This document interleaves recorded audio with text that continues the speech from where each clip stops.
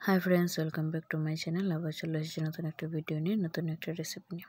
আজকের রেসিপি হলো সাবুদানার চানাচুর। এটি খেতে খুবই দুর্দান্ত হয়। চানাচুর কিংবা নমকিন আমরা খেতে খুবই পছন্দ করি। এবার মার্কেট থেকে না কিনে একবার এইভাবে বাড়িতে বানিয়ে খেয়ে দেখুন। এর স্বাদ কখনো ভুলতে পারবেন না এবং একবার বানিয়ে 6 মাস স্টোর করে রাখতে পারেন।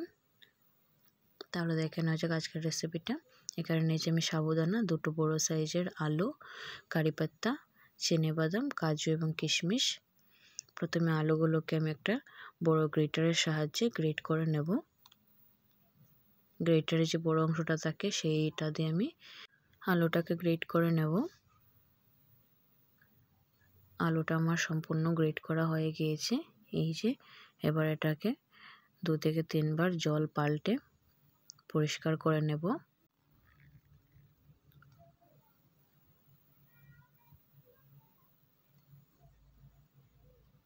জল পাল্টে ধুয়ে নিয়েছি। এবার একটা প্লেটে আমি আলুটাকে এইভাবে ছড়িয়ে দিয়েছি। এবার এটাকে আমি ফ্যানের নিচে 10 থেকে 15 মিনিটের জন্য রেখে দেব, যাতে আলুটা একটু শুকনো হয়ে যায়। আপনারা চাইলে কিচেন টাওয়েলে আলুটাকে পরিষ্কার করে বা শুকিয়ে নিতে পারেন। এদিকে কড়াই আমি তেল গরম করে নিয়েছি। প্রথমে দিয়ে দেব সাবুদানা।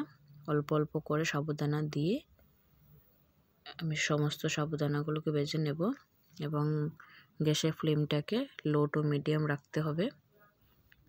এখানে আমি বড় দানার সাবুদানা নিয়েছি, যে সুন্দরভাবে ফুলে উঠছে।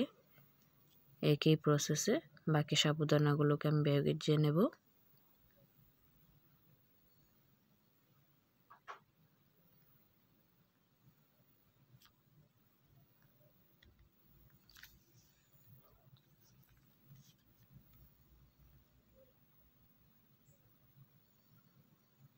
সমস্ত সাবুদানা আমি ভেজে নিয়েছি। এবার এতে দিয়ে দেব 1 মুঠো চিড়ে। চিড়েটাকে এইভাবে আমি ভেজে নিয়েছি। এবার এটাকে তুলে নেব।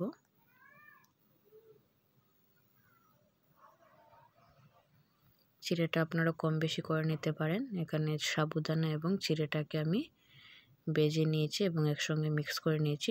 এই যে সাবুদানাটাকে আমি একটু ভেঙে দেখিয়ে দিলাম, কি সুন্দর ভেতরটা একদম নরম হয়ে এসেছে। এবার দিয়ে দিলাম আলুগুলোকে এইভাবে অল্প অল্প করে একদম লাল লাল করে ভেজে নেব।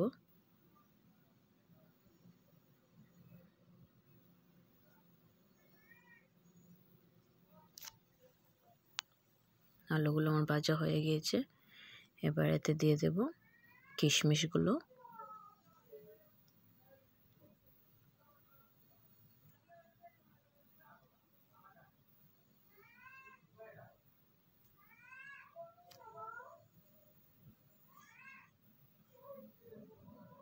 দিয়ে দিলাম কাজু এবং কিশমিশগুলোকে ভেজে তুলে নেব।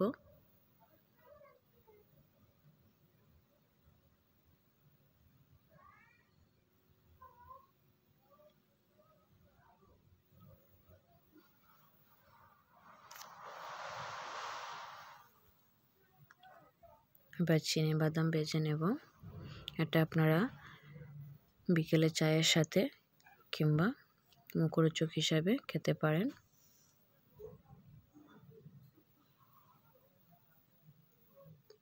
বাদামগুলো আমার ভাজা হয়ে গেছে, এবার তুলে নেব। এবার দিয়ে দেব কারি পাতাগুলোকে বেশি লাল করে ভাজার প্রয়োজন নেই। 1 থেকে 2 সেকেন্ড জাস্ট একটু তেলে ভেজে নেব। এই যে সমস্ত জিনিস আমার ভাজা হয়ে গিয়েছে। এবার শুধু মিক্স করার পালা। এবার একটা বড় পাত্রে আমি সমস্ত কিছু মিক্স করে নেব।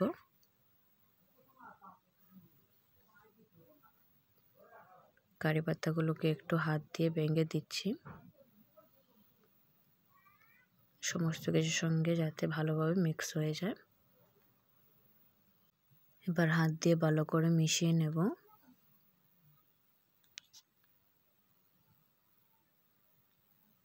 এবার এতে কিছু মশলা অ্যাড করব।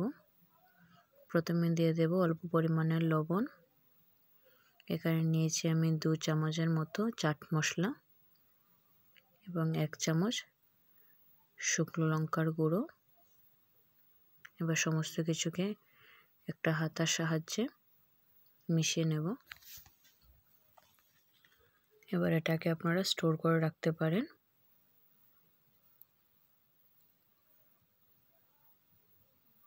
এবং চায়ের সাথে এনজয় করতে পারেন। আজকের ভিডিওটা কেমন হয়েছে অবশ্যই কমেন্ট করে জানাবেন। চ্যানেলটি সাবস্ক্রাইব করে না থাকলে চ্যানেলটি সাবস্ক্রাইব করে অনুরোধ রইল। দেখা হবে নতুন একটা ভিডিওতে নতুন একটা রেসিপি নিয়ে। ততক্ষণ সবাই ভালো থাকবেন, সুস্থ থাকবেন।